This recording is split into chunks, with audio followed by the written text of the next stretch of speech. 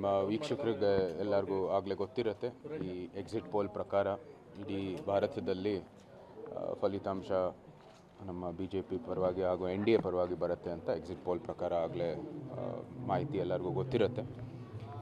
ಪ್ರಧಾನಮಂತ್ರಿ ಹಾಗೂ ಭಾರತೀಯ ಜನತಾ ಪಾರ್ಟಿಯ ಸರ್ಕಾರಕ್ಕೆ ಒಳ್ಳೆಯ ಆಡಳಿತ ನೀಡಿರುವ 10 ವರ್ಷ ಹಾಗೂ ಒಂದು ಬಲಿಷ್ಠವಾದ ಆರ್ಥಿಕತೆಯನ್ನು ರೂಪಿಸಿ ಮತ್ತು ಒಳ್ಳೆಯ ಸಮಾಜ ಸೇವೆಯನ್ನು ಮಾಡಿ ಅದೆಲ್ಲನೂ ಜನರು ಇವತ್ತು ಗುರುತಿಸಿ ಮತ್ತೊಮ್ಮೆ ಮೋದಿಗೆ ಸರ್ಕಾರಕ್ಕೆ ಇದು ಬೆಂಬಲವನ್ನು ನೀಡಿದ್ದಾರೆ ಅಂತ ಎಕ್ಸಿಟ್ ಪೋಲ್ ಪ್ರಕಾರ ಗೊತ್ತಾಗಿದೆ.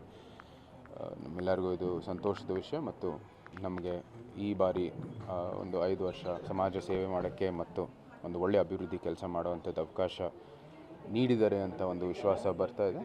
ಅದಕ್ಕಾಗಿ ನಾವು ಈ ಕೆಲಸ ಎಲ್ಲ ಶುರು ಮಾಡೋಕ್ಕೆ ನಾವು ಆಗಲೇ ಸಿದ್ಧಾಗಿದ್ದೀವಿ.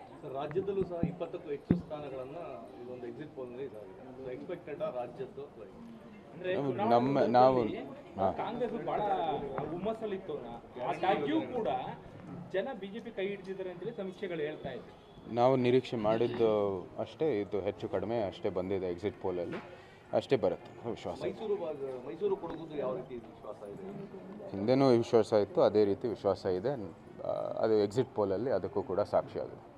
ಎಕ್ಸಿಟ್ ಪೋಲಲ್ಲಿ ಕೇಂದ್ರದಲ್ಲಿ ಮತ್ತೊಮ್ಮೆ BJP ಅಧಿಕಾರಗಳಿರ್ತದೆ. ಮೈಸೂರಿಗರ ಕೂಗು ಏನಾದರೆ ಯದುವೀರ್ ಅವರು ಕೇಂದ್ರದಲ್ಲಿ ಸಚಿವ ಸ್ಥಾನವನ್ನು ತೆಗೆದುಕೊಳ್ಬೇಕು, ಮೈಸೂರಿನ ಅಭಿವೃದ್ಧಿ ಕೂಗೆ ಪೂರಕವಾಗಿರ್ತದೆ ಅಂತ ನಮ್ಮ ಈ ಧ್ಯಾನ ಇರೋದು. ಸದ್ಯದಲ್ಲಿ ಫಲಿತಾಂಶ ನಮ್ಮ ಪರವಾಗಿ ಬರಲಿ, ಮುಂದೆ ಏನಾಗುತ್ತೋ ಏನಾಗದಿಲ್ಲ ಅದು ನೋಡ್ಕೊಳ್ಳೋಣ. ಆಮೇಲೆ ಭವಿಷ್ಯದಲ್ಲಿ BJPಗೆ ಹ್ಯಾಟ್ರಿಕ್ ಮಾಡಿದಂಗಾಗುತ್ತೆ ಮೈಸೂರು ಭಾಗ, ಕ್ಯಾಂಡಿಡೇಟ್ ಯಾರೇ ಆದರೂ ಕೂಡ.